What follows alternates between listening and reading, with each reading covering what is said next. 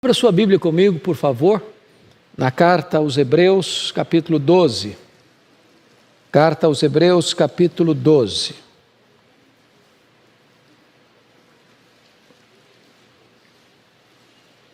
Nós vamos considerar este belíssimo capítulo desta carta, carta aos Hebreus.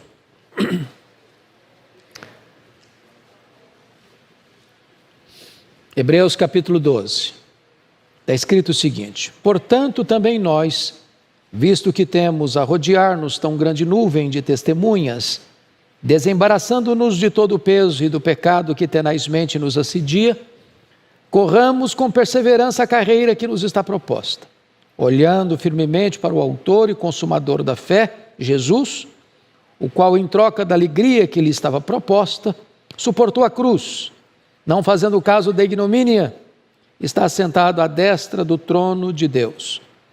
Considerai, pois, atentamente aquele que suportou tamanha oposição dos pecadores contra si mesmo, para que não vos fatigueis, desmaiando em vossas almas. Ora, na vossa luta contra o pecado, ainda não tendes resistido até o sangue, e estáis esquecidos da exortação, que como a filhos discorre convosco. Filho meu, não menosprezes a correção que vem do Senhor, nem desmaieis quando por ele és reprovado. Porque o Senhor corrige a quem ama e açoita todo filho a quem recebe. É para a disciplina que perseverais.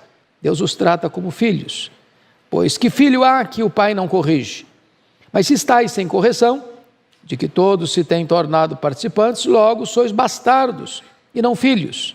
Além disso, tínhamos os nossos pais segundo a carne, que nos corrigiam, e os respeitávamos. Não havemos de estar em muito maior submissão ao Pai espiritual, e então viveremos? Pois eles vos corrigiam por pouco tempo, segundo melhor lhes parecia. Deus, porém, nos disciplina para aproveitamento, a fim de sermos participantes da sua santidade. Toda disciplina, com efeito, no momento, não parece ser motivo de alegria, mas de tristeza. Ao depois, entretanto, produz fruto pacífico aos que têm sido por ela exercitados, fruto de justiça. Por isso, restabelecei as mãos descaídas e os joelhos trôpegos, e fazei caminhos retos para os pés, para que não se extravie o que é manco, antes seja curado. Segui a paz com todos e a santificação, sem a qual ninguém verá o Senhor. Atentando diligentemente, porque ninguém seja faltoso, separando-se da graça de Deus, nem haja alguma raiz de amargura que brotando vos perturbe, e por meio dela muitos sejam contaminados. Nem haja algum impuro ou profano, como foi Esaú, o qual por um repasto, vendeu o seu direito de primogenitura. Pois sabeis também que posteriormente, querendo herdar a bênção, foi rejeitado, pois não achou lugar de arrependimento, embora com lágrimas o tivesse buscado. Ora, não tendes chegado ao fogo palpável e ardente, e à escuridão, e às trevas, e à tempestade, e ao clangor da trombeta, e ao som de palavras tais, que quantos o ouviram, suplicaram que não se lhes falasse mais, pois já não suportavam o que lhes era ordenado. Até um animal, se tocar o monte, será apedrejado. Na verdade, de tal modo era horrível o espetáculo que Moisés disse: sinto-me aterrado e trêmulo. Mas tens chegado ao Monte Sião, e à cidade do Deus vivo, a Jerusalém celestial, e a incontáveis hostes de anjos, e a universal assembleia, e igreja dos primogênitos arrolados nos céus, e a Deus o juiz de todos, e aos espíritos dos justos aperfeiçoados, e a Jesus, o mediador da nova aliança, e ao sangue da aspersão que fala coisas superiores ao que fala o próprio Abel. Tende cuidado, não recuseis ao que fala, pois se não escaparam aqueles que recusaram ouvir quem divinamente os advertia sobre a terra, muito menos nós, os que nos desviamos daquele que dos céus nos adverte. Aquele cuja voz abalou então a terra, agora, porém, ele promete dizendo: ainda uma vez por todas farei abalar não só a terra, mas também o céu. Ora, esta palavra, ainda uma vez por todas, significa a remoção dessas coisas abaladas, como tinham sido feitas, para que as coisas que não são abaladas permaneçam. Por isso, recebendo nós um reino inabalável, retenhamos a graça pela qual sirvamos a Deus de modo agradável, com reverência e santo temor, porque o nosso Deus é fogo consumidor. Bom, irmãos, eu gostaria de tratar com vocês então nesta manhã sobre o tema a corrida rumo a Jerusalém Celestial. Só para refrescar a memória de vocês, a carta aos Hebreus, ela foi escrita por uma razão bem definida. A perseguição à igreja já havia começado. Judeus convertidos a Cristo, com medo da perseguição, estavam de malas prontas de volta para o judaísmo. E o autor aos Hebreus então escreve para essas pessoas dizendo o seguinte: olha, abraçar a Jesus e retornar para o caminho de origem, no caso o judaísmo, é uma apostasia, é um caminho de morte. Isso porque Jesus é superior, é melhor do que os profetas, do que os anjos, do que Moisés, do que Arão, do que Josué. O sacrifício de Jesus é superior ao sacrifício levítico. A ordem sacerdotal de Jesus, Melquisedeque, é superior à ordem levítica. A nova aliança firmada no sangue de Jesus é superior à nova aliança. Portanto, retroceder é voltar para as sombras, depois que a realidade já chegou. Então, essa é a grande tese desta carta. Mostrar que o judaísmo tinha um propósito: levar-nos até Jesus. Esse era o grande projeto do Velho Testamento. Era mostrar Jesus. Jesus está presente em todo o Velho Testamento. Ele é a semente da mulher, ele é o cordeiro da Páscoa, ele é simbolizado pelo tabernáculo, pela arca da aliança, pelo templo, pelas festas, pelos rituais, pelo próprio sábado. Tudo isso era sombra. Ele, Jesus, a realidade. Quando Jesus Cristo veio, não é preciso mais da sombra, a realidade já chegou. É por isso que nós não podemos concordar com esta onda de judaização da igreja evangélica, porque trazer de volta os símbolos, os objetos do culto judaico para dentro do culto evangélico é não ter entendido que tudo isso era sombra da realidade que veio em Cristo. Bom, dito isto, vamos então agora entrar nesta carta, nesta área prática da carta, tá? Que é o capítulo 12. Essa corrida rumo a Jerusalém Celestial. E nessa corrida, ou nesta viagem, nós temos 4 coisas a observar que vamos tratar aqui hoje. Primeiro, uma corrida a fazer. Segundo, obstáculos a vencer. Terceiro, orientações a seguir. Quarto, ordens a obedecer. Então deixa eu repetir. Nós vamos ver hoje 4 coisas. Expondo esse capítulo 12. Primeiro, uma corrida a fazer. Segundo, obstáculos a vencer. Terceiro, orientações a seguir. Quarto, ordens a obedecer. Então esse texto está dividido nesses 4 pontos. Vamos lá agora ao primeiro ponto. Uma corrida, uma carreira a percorrer. Uma corrida a fazer. Versos de 1 a 4. Primeira coisa que eu chamo a atenção é o que devemos considerar. Olha o verso primeiro comigo. Portanto, também nós, visto que temos a rodear-nos tão grande nuvem de testemunhas, veja você, ele está mostrando para nós que nós estamos numa corrida e nós estamos rodeados de uma nuvem de testemunhas. Pense comigo no estádio, na Olimpíada, e a arquibancada está lotada, e você está na pista, você é o corredor. Mas esta multidão está lá não para aplaudir você. Esta multidão está lá na arquibancada para dar um testemunho para você. Nós já corremos. Nós já fizemos a nossa corrida. E quando você olha que outros já correram essa corrida, e nem sempre essa corrida foi fácil. No capítulo 11 diz que existiram pessoas que foram libertadas do fogo, da boca de leão, mas outros também foram queimados e outros foram cerrados ao meio.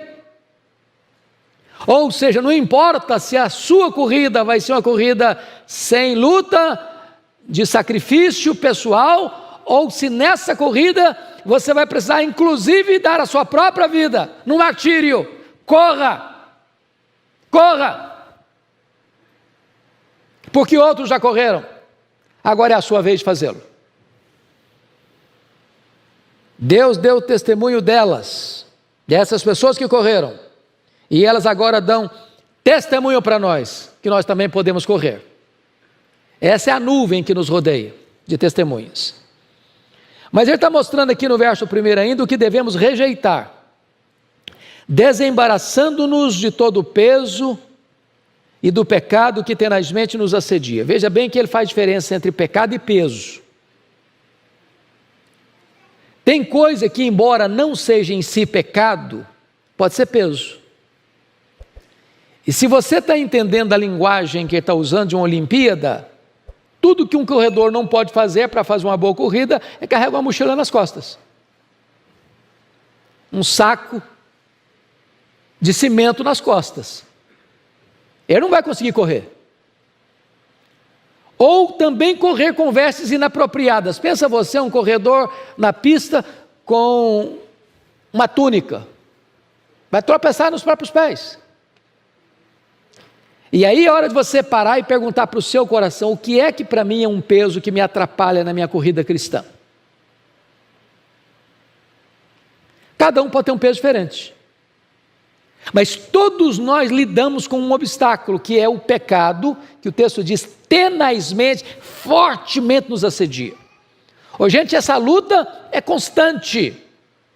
Jamais haverá um tempo entre o novo nascimento e a glorificação que você possa dizer, bom, agora eu não luto mais contra o pecado, essa luta eu já venci, hoje eu estou numa nice. Não, é luta constante, é vigilância constante. Mas, em terceiro lugar, no verso 1 ainda, como devemos correr? Olha aí comigo.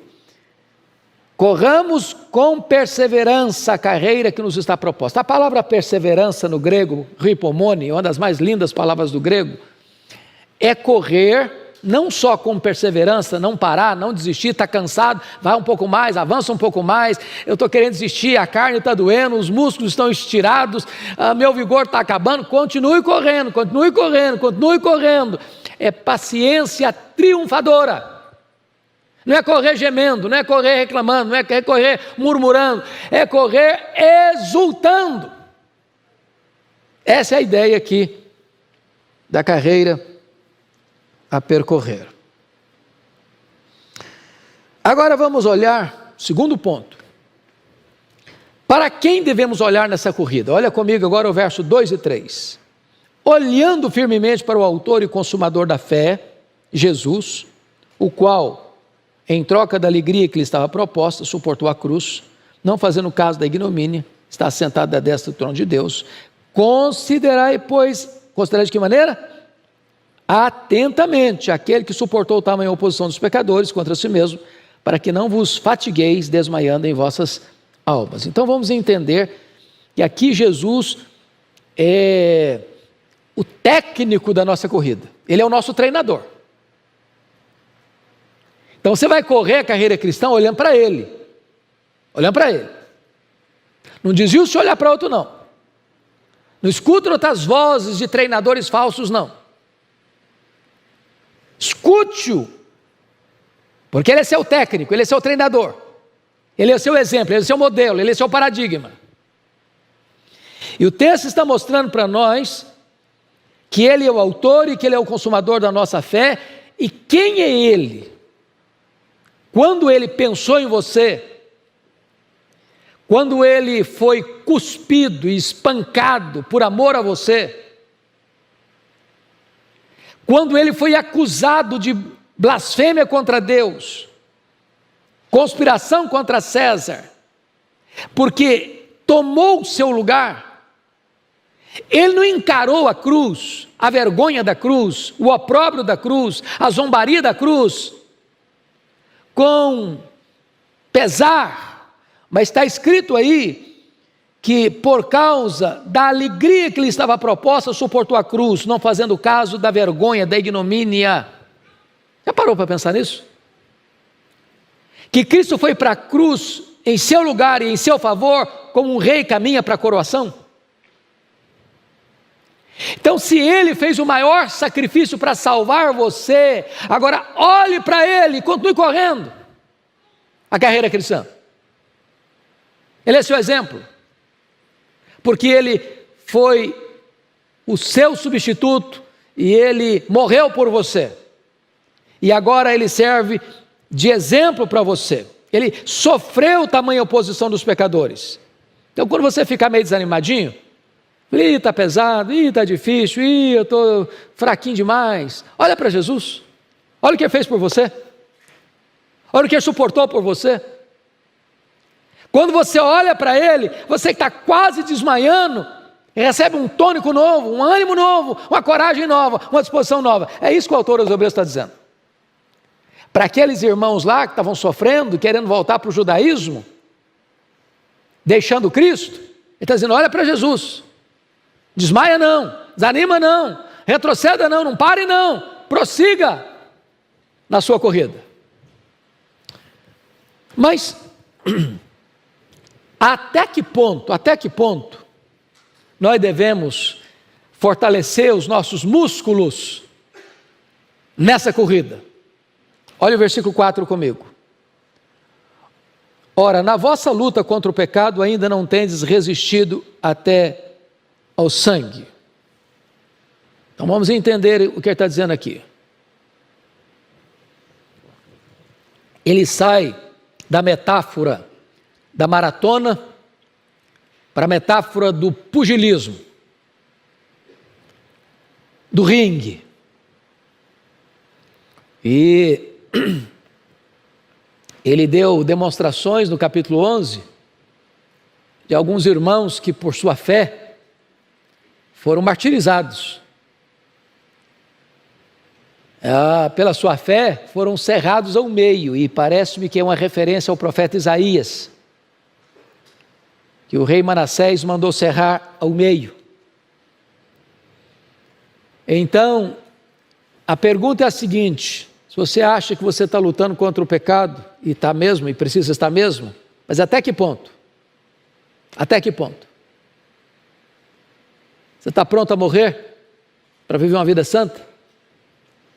Você está pronto a resistir o pecado a esse ponto? De alguém chegar e dizer, ou você peca, ou você morre, ou você transige, ou você está fora, ou você nega a sua fé, ou você não vive mais. E ele está dizendo para aqueles crentes que estavam querendo abandonar Cristo e voltar para o judaísmo, olha, vocês ainda não lutaram até o sangue. Ou seja, se preciso for, é melhor martírio do que apostasia. É melhor morrer pela fé do que negar Jesus. Essa é a ideia que ele está passando. Bom,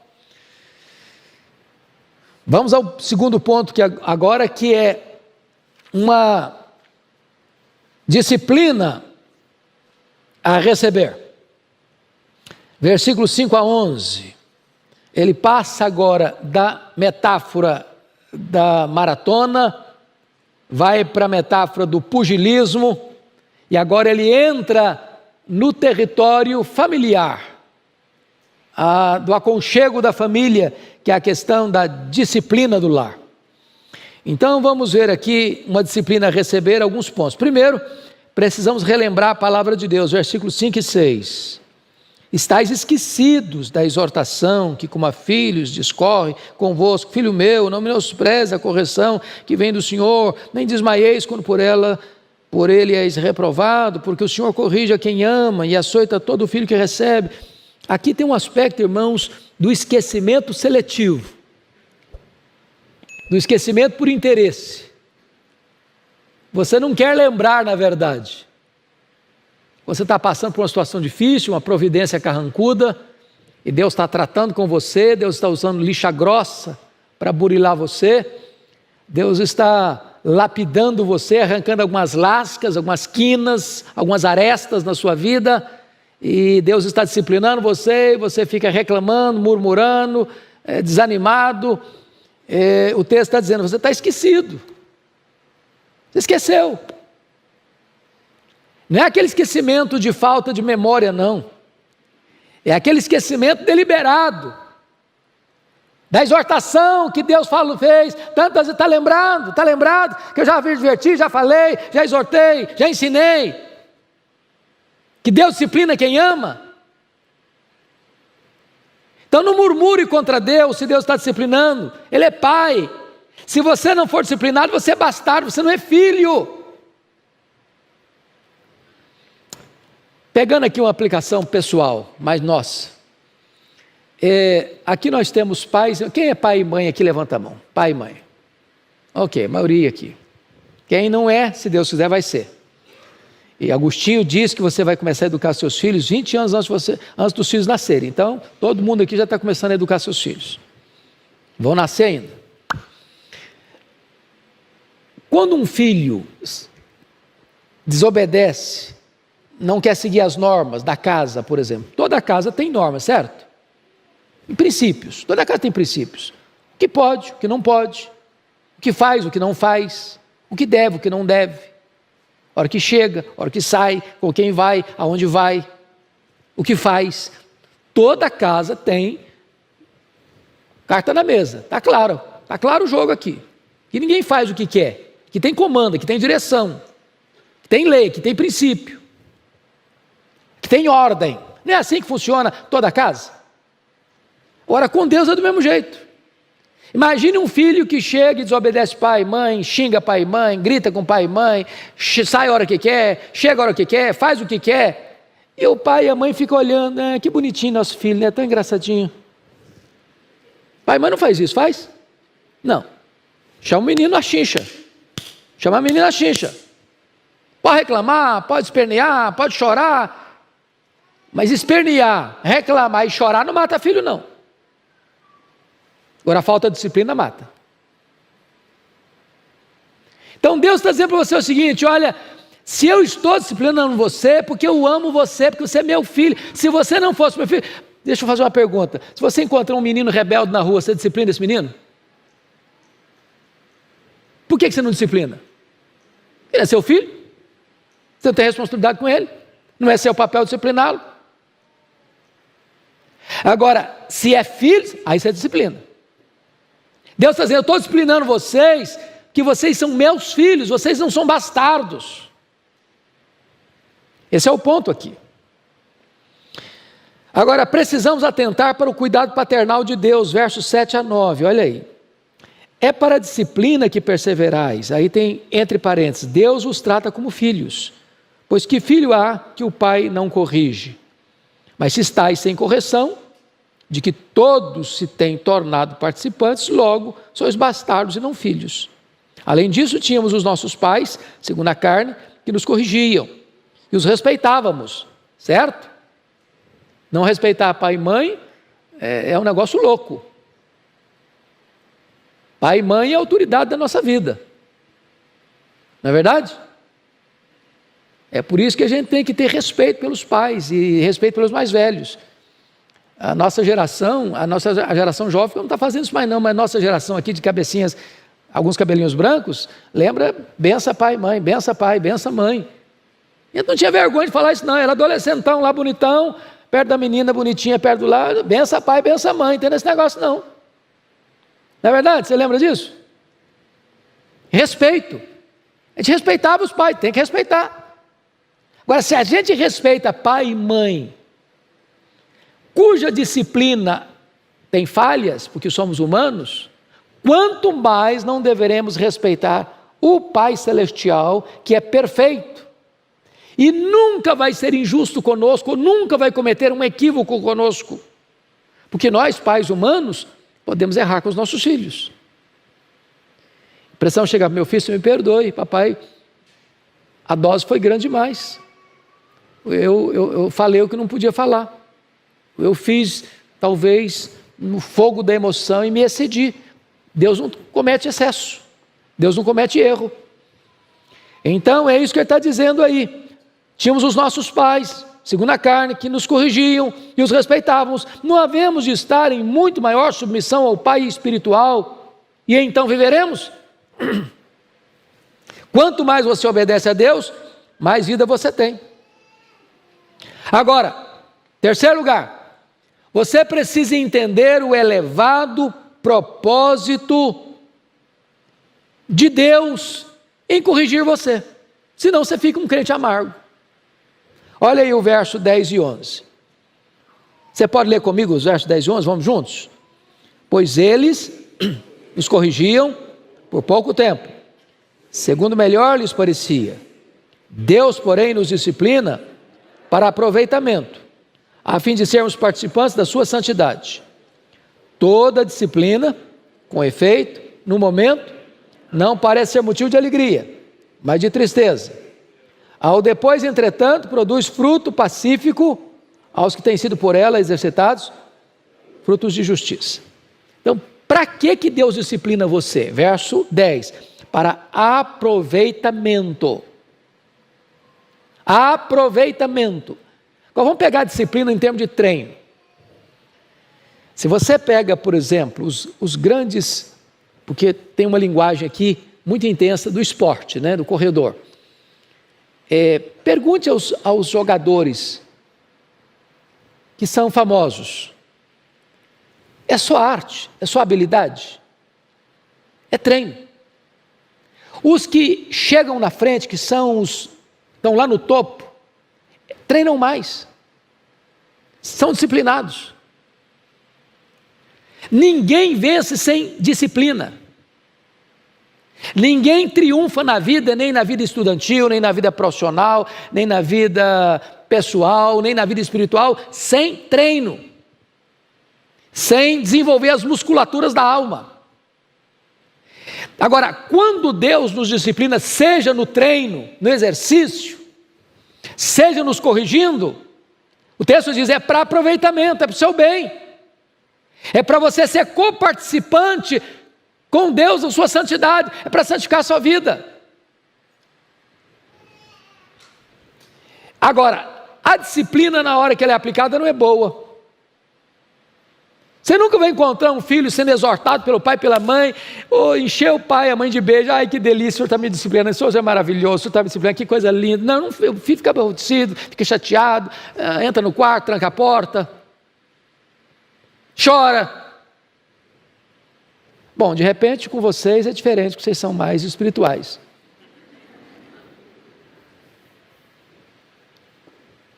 Porém, o verso 11 está dizendo algo maravilhoso. Na hora que você está sendo disciplinado, parece tristeza. Você não está entendendo às vezes, você não está alcançando. Ô gente, olha que coisa curiosa, Deus é maravilhoso. Por isso que Deus botou um filho sob o cuidado de pai e mãe, porque pai e mãe já está lá na frente, um pouquinho de experiência, um pouquinho de ruga no rosto, já foi calejado pela vida, já passou por situações, já sabe quais são os efeitos das más escolhas.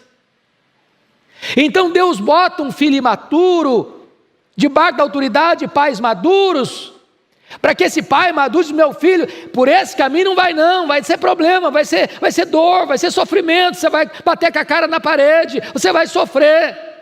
Então eu estou disciplinando você aqui, para que você não entre por esse caminho. Se você entrar por ele, você vai dar com os burros na água.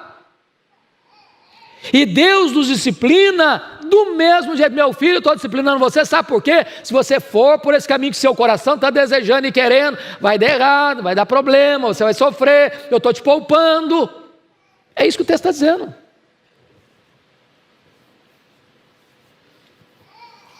Terceiro ponto. Uma atitude a assumir. Versos 12 a 17. Primeiro, você e eu precisamos vencer o desânimo. Olha aí comigo os versos 12 e 13. Pode ler comigo? Vamos juntos? Por isso, restabeleci as mãos descaídas, os joelhos trôpegos, e fazei caminhos retos para os pés, para que não se extravie o que é manco, antes seja curado. Então pense agora, eu volto de novo à metáfora da maratona, da corrida. Eu não sei, eu nunca corri a São Silvestre em São Paulo. Alguém aqui já correu São Silvestre em São Paulo? Alguém? Algumas pessoas já? Ok. Eu não sei quanto você correu, em que lugar que você chegou. Mas eu quero crer que não toma medalha lá dos irmãos lá da África, né? Eles são profissionais nisso.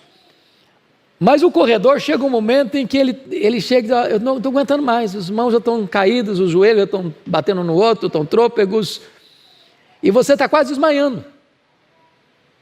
Ele está usando uma metáfora para falar da vida espiritual. Às vezes nós estamos assim na vida espiritual, tanque vazio, andando na reserva, abatido, joelhos trôpegos, mãos descaídas, desanimado. E Deus está nos mostrando a necessidade, irmãos, de nós vencermos o desânimo. Vencer o desânimo. E como é que você vence o desânimo? Diz o texto no verso 13, fazendo caminhos retos. Sabe por quê? Falando agora espiritualmente, sabe o que cansa a gente? Não é trabalho, não é esforço, não é o exercício. O que cansa o crente é o pecado. Fazer coisa errada. Aí você perde a alegria, aí você perde a paz, você perde a intimidade com Deus, aí você fica constrangido até de orar, aí o louvor parece que não brota espontaneamente. Então o autor aos Hebreus está dizendo, você quer melhorar, você quer ficar animado? Larga de lado os caminhos tortos, fuja daqueles lugares escorregadios, não entre por atalhos sinuosos, faça caminhos pés para que você não tropece, porque veja bem, uma pista de corrida, via de regra é preciso ser o quê? Plana, para o cara não pisar em falso, torcer o joelho. O pecado, que é o caminho sem ser plano, ele vai levar você a tropeçar, a sofrer solavancos, e dá um problema aí nos seus joelhos espirituais. Essa é a ideia do texto. Segundo lugar, nós devemos manter uma relação certa com Deus e com os homens, nessa corrida. Olha o verso 14, leia comigo o 14, vamos juntos? Seguir a paz com todos e a santificação, ninguém verá o Senhor. Então veja bem que agora ele junta duas coisas. Vida espiritual tem o aspecto vertical com Deus e tem o aspecto horizontal com o próximo. Não dá para vocês, né? Eu convivo demais, 100% bem com os meus irmãos, mas minha relação com Deus está interrompida. Não dá para vocês dizer, na minha vida com Deus está beleza, mas a minha vida com os meus irmãos está péssima. Tem jeito. Uma coisa está ligada à outra. Você tem que estar em paz com seus irmãos e você precisa buscar a santificação. Então, gente, para de brigar, tá? Para de criar encrenca. Para de fazer confusão. Para de ser uma fonte de intrigas. Para de falar dos outros. Reconcilie com quem um dia você bateu cabeça. Porque não dá para você dizer que ama a Deus a quem você não vê e não amar o seu irmão a quem você vê. Vida cristã caminha junto, assim as duas paralelas juntas. Comunhão com Deus e comunhão com o próximo. Terceiro lugar, devemos permanecer na graça de Deus. Olha o versículo 15, a parte A. Atentando diligentemente, porque ninguém seja faltoso, separando-se da graça de Deus. Ou seja, a graça de Deus é o grande reservatório, é a grande fonte de onde procede toda a força, todo o poder, toda a energia para você fazer essa corrida rumo a Jerusalém Celestial. Se você se apartar da graça, acabou sua força, acabou sua capacidade. Você não faz essa corrida fiado na sua própria força, na sua própria inteligência, na sua própria capacidade. Não, não, não. Você e eu dependemos da graça de Deus. Quarto, devemos nos prevenir contra a raiz de amargura. Verso 15b. Nem haja alguma raiz de amargura que brotando vos perturbe e por meio dela muitos sejam contaminados. Vamos entender isso aqui. A raiz de amargura tem a ver com os nossos relacionamentos interpessoais, certo? Já ficou amargurado com alguém? Chateado com alguém? Aborrecido com alguém? Já guardou às vezes uma mágoa no coração? O autor sagrado vai usar agora uma linguagem da botânica. Vai falar que a amargura é uma espécie de planta que vai crescendo no seu coração e criando raízes dentro de você. E que esta raiz pode produzir algo muito ruim, que se chama amargura. Esta palavra amargura, na língua grega, traz a ideia de ovo podre. Se um ovo podre quebrar, você não consegue ficar naquele ambiente mais. Quando alguém está amargurado, duas coisas acontecem. Primeiro, ela fica perturbada, vos perturbe. Uma pessoa amargurada, ela não consegue viver com ela mesma. Ela briga com o espelho. Porque ela está de mal. E quando alguém está de mal, ele não consegue aguentar-se.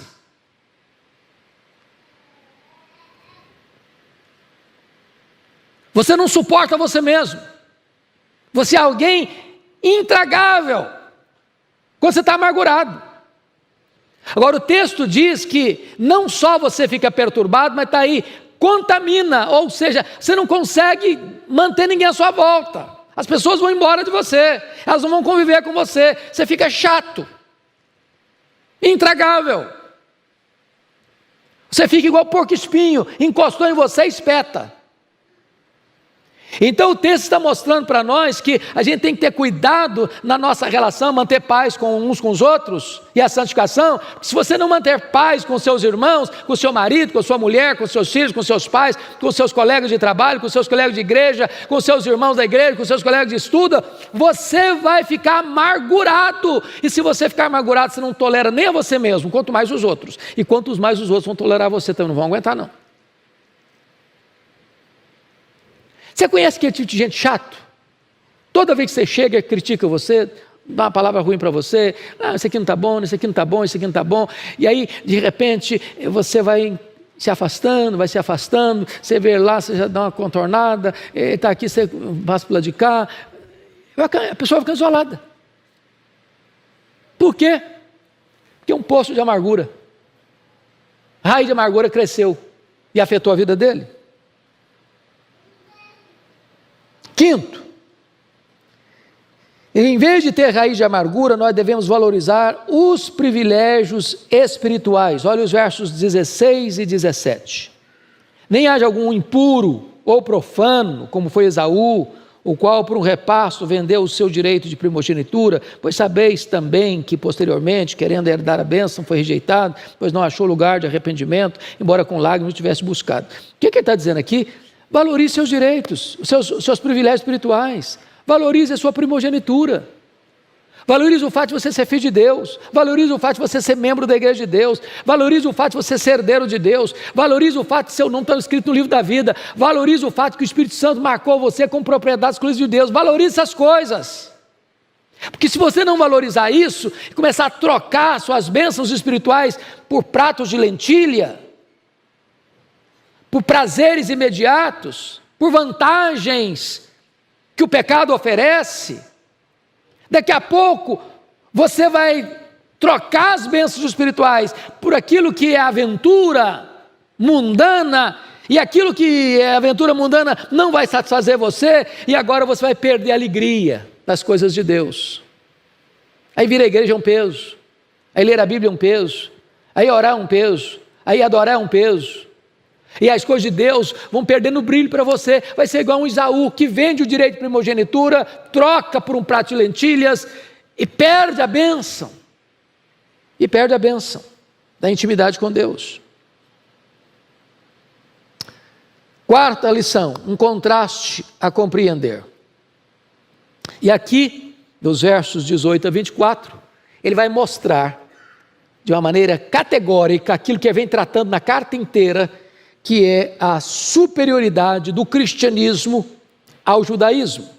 O judaísmo era a sombra que pegou você e trouxe você até Cristo e apresentou você a Cristo. Lembra lá que lá no cenáculo, Jesus Cristo, participando da última Páscoa, que era a mais importante festa de Israel, ele pega o pão e parte e diz: este pão é o meu corpo, que é dado por vós, tomai e comei e fazei isto em memória de mim. Depois ele pega um cálice de vinho e diz: este cálice é a nova aliança em meu sangue, tomai e bebei dele todos, fazei isto em memória de mim, até que eu retorne para vós. Com isso Jesus está fazendo o seguinte, dando um corte radical entre judaísmo e começo do cristianismo. Acabou a matança de cordeiro, não tem mais cordeiro sendo imolado, não tem mais sangue de cordeiro sendo derramado, acabou. Eu estou inaugurando a nova aliança, eu estou começando agora uma nova fase eterna, que nunca mais vai acabar. Bendito seja Deus. No momento que você entende isso, meu amado irmão, você começa então a compreender a superioridade daquilo que Cristo veio trazer para nós. E aí, ele vai usar duas figuras: Sinai de um lado, Sião do outro. Então vamos ver. Primeiro, devemos olhar para cima e contemplar a Jerusalém celestial. E ele começa nos versos 18 a 24 a mostrar o que foi o Sinai, o símbolo da lei, né? No verso 18, fogo palpável, fogo ardente, escuridão, trevas, tempestade, clangor de trombetas, som de palavras tais, que quantos ouviram suplicaram: não fale mais com a gente, não suportavam o que lhes era ordenado. Até um animal se tocasse no Sinai, que fumegava, fumaça, trovões, relâmpagos. Era um cenário de medo, de pavor. Versículo 21, na verdade, tal modo era horrível o espetáculo que Moisés disse: sinto-me aterrado e trêmulo. Medo. Esse é o representante da lei. A lei mete medo, porque a lei é clara: a alma que pecar, essa morrerá. Qual era o papel da lei?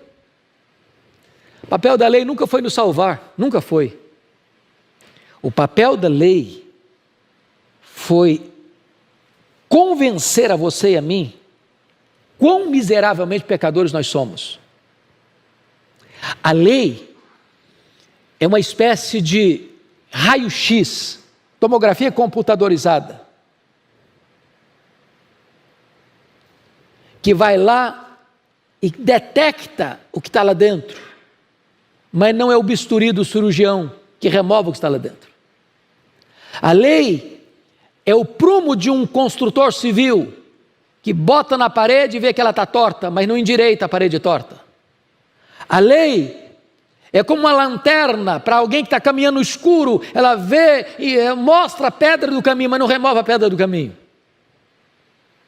O papel da lei era mostrar para nós quão pecadores somos, e nos pegar pela mão, na linguagem de Paulo aos Gálatas, como o aio, como o pedagogo, e disse: agora eu vou te levar, quem resolve a sua vida é Jesus. Ele é o fim da lei, ele é o cumprimento da lei. Ele se fez pecado por você. A lei diz que quem pecar, a alma que pecar morrerá, pois ele, como seu substituto, seu representante, tomou o seu lugar, e a lei disse: ele deve morrer, e ele morreu. Pelos seus pecados, pelos meus pecados. para pagar a nossa dívida, cumprindo a justiça de Deus. Agora você não está mais diante de um Sinai em chamas, com trovões, relâmpagos, com medo. Agora você está numa outra imagem, numa outra figura. Versículo 22. Você pode ler o 22 até o 24 comigo? Vamos juntos? Voz bem clara. Mas tende chegado ao Monte Sião, à cidade do Deus vivo, a Jerusalém celestial, e a incontáveis hostes de anjos, e a universal assembleia, e a igreja dos primogênitos arrolados nos céus, e a Deus o juiz de todos, e aos espíritos dos justos aperfeiçoados, e a Jesus o mediador da nova aliança, e ao sangue da aspersão que fala coisas superiores ao que fala o próprio Abel. Ele está contrastando o judaísmo com o cristianismo. Agora não é medo, não é pavor. Agora a ordem é: achegai-vos.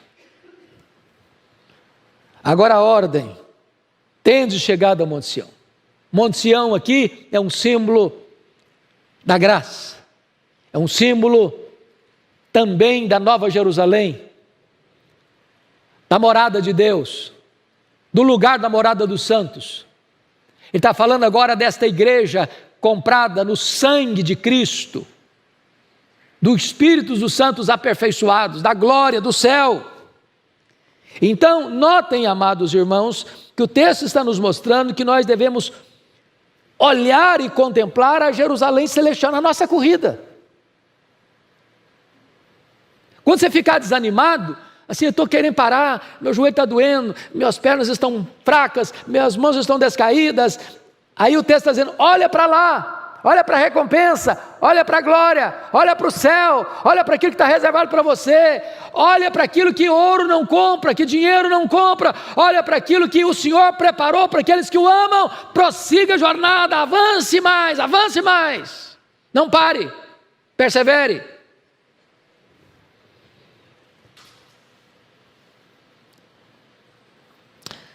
Segundo lugar, devemos olhar para frente e aguardar o reino inabalável. Versos 25 a 29. Preste atenção na leitura que eu vou fazer. Tende cuidado. Olha bem a expressão, tende cuidado.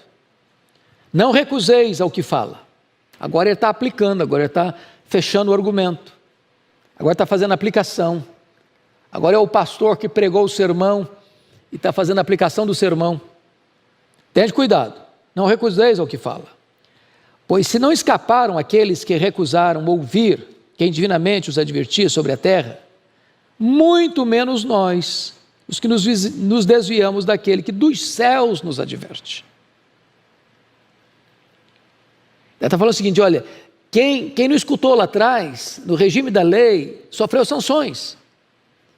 Ele vai mostrar aqui nesta carta que aqueles hebreus, aqueles judeus, aqueles israelitas, melhor dizendo, que saíram do Egito, rebelaram-se contra Deus no deserto, por incredulidade. O que aconteceu com eles? Ninguém entrou na terra, exceto 2 pessoas.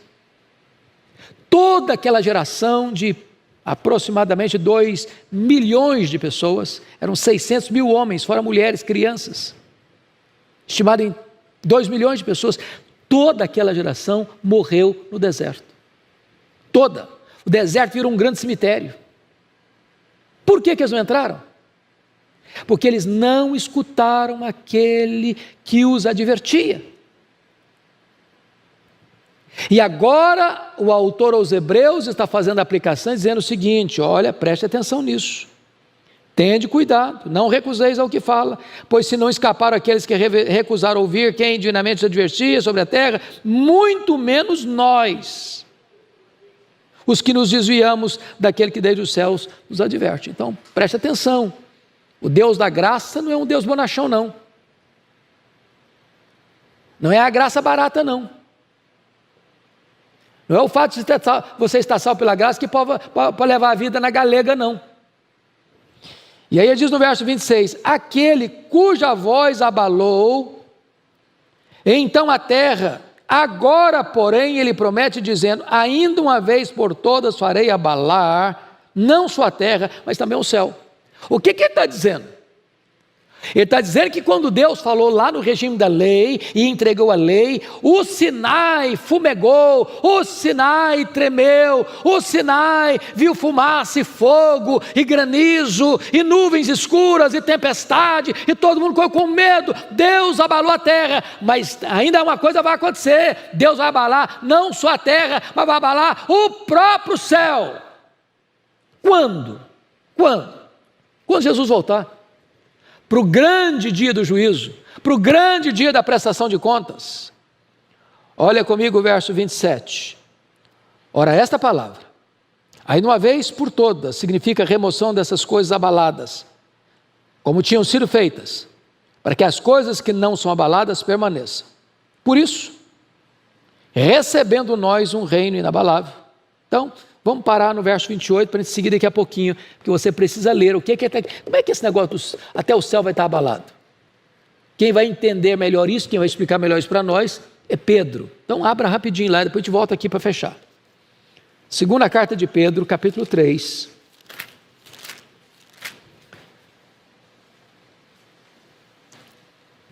Eu chamo você para ler alguns versículos. Segunda carta de Pedro 3, versículo 7. Você pode ler comigo, todo mundo? Vamos lá? Ora, os céus que agora existem e a terra, pela mesma palavra, têm sido entesourados para fogo, estando reservados para o dia do juízo, destruição dos homens ímpios. Agora, versículo 10. Virá, entretanto, como ladrão, o dia do Senhor, no qual os céus passarão com estrepitoso estrondo, e os elementos se desfarão abrasados. Também a terra e as obras que nela existem serão atingidas. Agora o versículo 12. Esperando e apressando a vinda do dia de Deus, por causa do qual os céus incendiados serão desfeitos, e os elementos abrasados se derreterão. Então, quando Jesus voltar, preste atenção nisso. Não vai ser só a terra que vai ser abalada, não. Os céus também. Céus também. Agora vamos lá para Hebreus 12 para terminar. Vamos entender o que vai dizer aí no versículo 28. Por isso, fechando, causa, consequência, por isso, recebendo nós um reino inabalável, porque Deus vai purificar novos céus e nova terra, onde habita a justiça. Este é o reino inabalável. É a nossa herança. É a nossa herança, é o nosso tesouro. Por isso, recebendo nós um reino inabalável, retenhamos a graça, pela qual sirvamos a Deus de modo agradável, com reverência e santo temor. Você tem o céu como herança. Deus vai abalar os céus e a terra, mas você vai habitar com Ele, reinar com Ele para sempre e sempre. Você vai estar assentado com Cristo no trono, num reino inabalável. Não vai mudar nunca esse reinado, esse rei nunca vai se aposentar, esse rei nunca vai perder o trono, esse rei nunca vai ser tirado do trono, e você vai reinar com ele num reino inabalável. Por isso fica firme na graça, meu irmão. Agora, quem quiser brincar com esse Deus, verso 29 alerta, porque o nosso Deus é o quê? Fogo consumidor. Que Deus nos ajude, irmãos, a correr com perseverança a carreira cristã. Vamos ficar em pé e vamos orar. Te damos graças pela Tua palavra, Senhor. Que preciosa ela é para o nosso coração. Ajuda-nos a caminhar com perseverança a nossa carreira, porque a Tua palavra nos diz que Tu nos segura pela mão direita, nos guia com o Teu conselho, até nos receber na glória. E nós queremos, nessa jornada, tirar o peso das costas, olhar para o nosso treinador, o autor e consumador da nossa fé, que é Jesus, e vivermos uma vida correta, santa, piedosa, em paz com os nossos irmãos, em intimidade contigo, entendendo que nós fomos transferidos da lei para a graça, por causa da obra de Cristo na cruz do Calvário. E que nós estamos olhando para esta grande recompensa, para este reino inabalável, onde reinaremos contigo para sempre. Enquanto caminhamos da terra para o céu, fortalece-nos com a graça para entrarmos na glória. Assim oramos em nome de Jesus. Amém.